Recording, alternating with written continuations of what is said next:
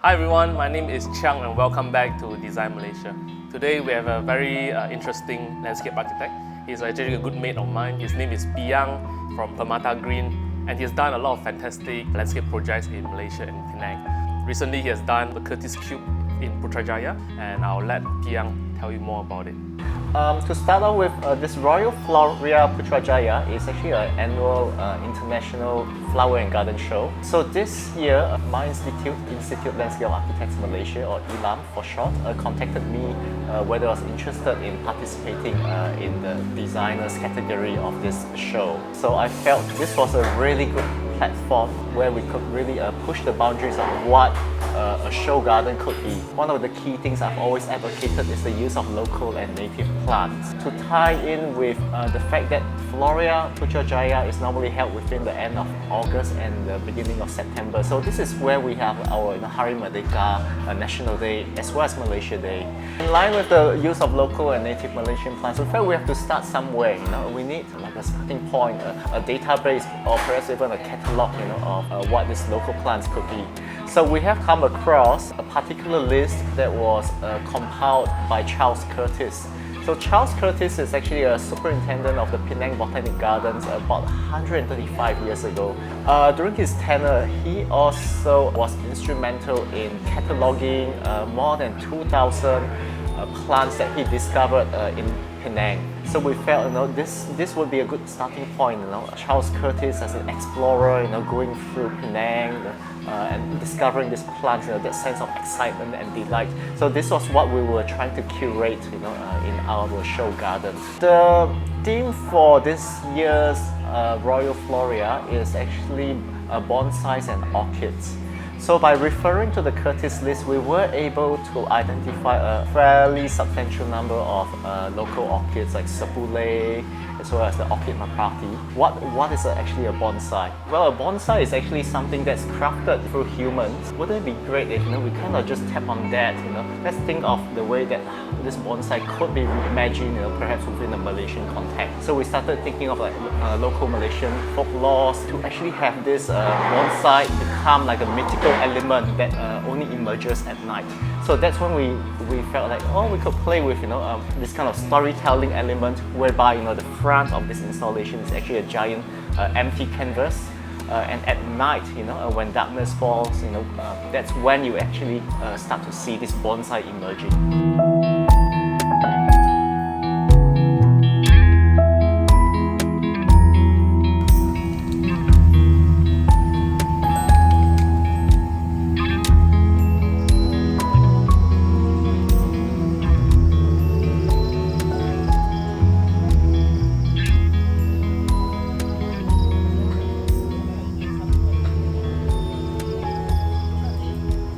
We had a really strong idea going on here, but to really implement it, you really needed a team of like-minded and passionate people.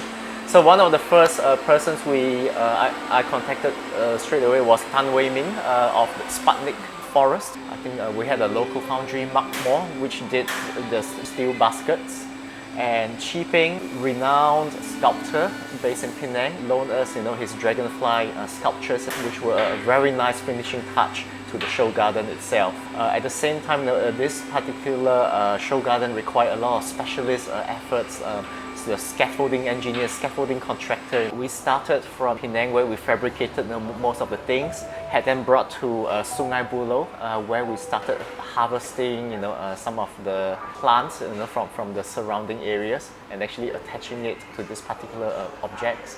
I think Wei Ming was there with me, Mahedi, and we had Uma, who was my intern in my office. So we worked tirelessly throughout the days for I think a good 4 or 5 days, and finally had all of that transported to Putrajaya, where we then had to do additional work to really bring this installation to life, hoisting them up within the scaffolding. A lot of effort there, working from day to night time.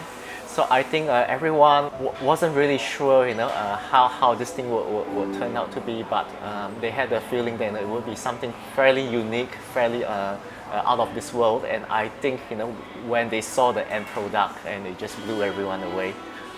We knew that we did good over here. Landscape architecture is a beautiful profession, and it's something that really is ingrained into every aspect of our lives.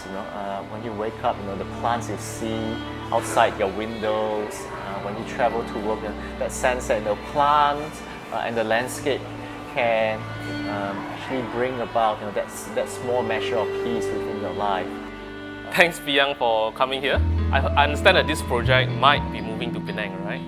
Yes, absolutely. I think when we first embarked on this project, we were really keen to explore, the end cycle of, show gardens. In this case, we didn't want it to just end at Floria, so we wanted it to be brought back to Penang, to be given in a way, a forever home, a second lease of life. Oh, that's good to know. It's good to know this piece of excellent artwork is actually coming to Penang, and I'll keep you guys posted when it's coming, where is it going to be. If you like what you see in this video, please feel free to like, share and subscribe to the channel. We cover art, architecture, photography and filmmaking in Malaysia, and we'd like to have you on board. Until then, see you in the next one. See you.